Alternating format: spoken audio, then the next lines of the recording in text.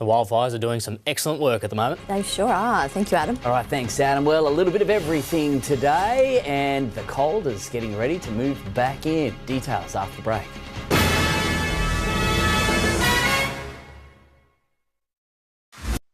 Transform your home into a haven with cool, pure, clean air, creating a world of perfect comfort. Take your home to the next level with the air specialists.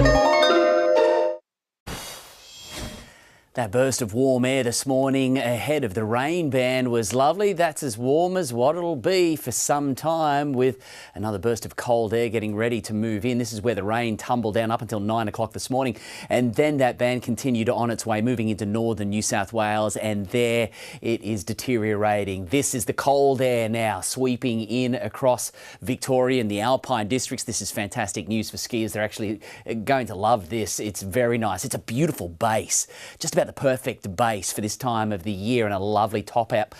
There could be half a metre of snow again in this, and you can see once this front passes over us, it's going to get much colder. It's going to be windy tomorrow, very, very windy as we move towards the lunchtime hours, and then we've got the cold. And then once this low moves out into the Tasman, right along the coast, you're going to have the southerly winds, and the showers are going to return. That big high dominating the country, though. Look how cold it is right throughout the southeast. 8, 10, 11, 15 degrees right throughout the southeast. Sydney relatively fine throughout tomorrow, 18. Still fairly mild ahead of it. Morning showers clearing for Brisbane, cooler for the Alice. A couple of showers possible throughout the far north, but otherwise the remainder of the country is generally dry and fine. There's that rain band as it passed through during today. It arrived throughout the upper Hunter, so therefore temperatures maxed out into the high teens, but we had the low 20s right along the coast, even 22 for Gosford today. The westerly winds really picking up speed throughout tomorrow. It's going to get very, very windy. It's going to be a short, sharp burst of winds there, then beginning to settle back down, but the westerlies will dominate.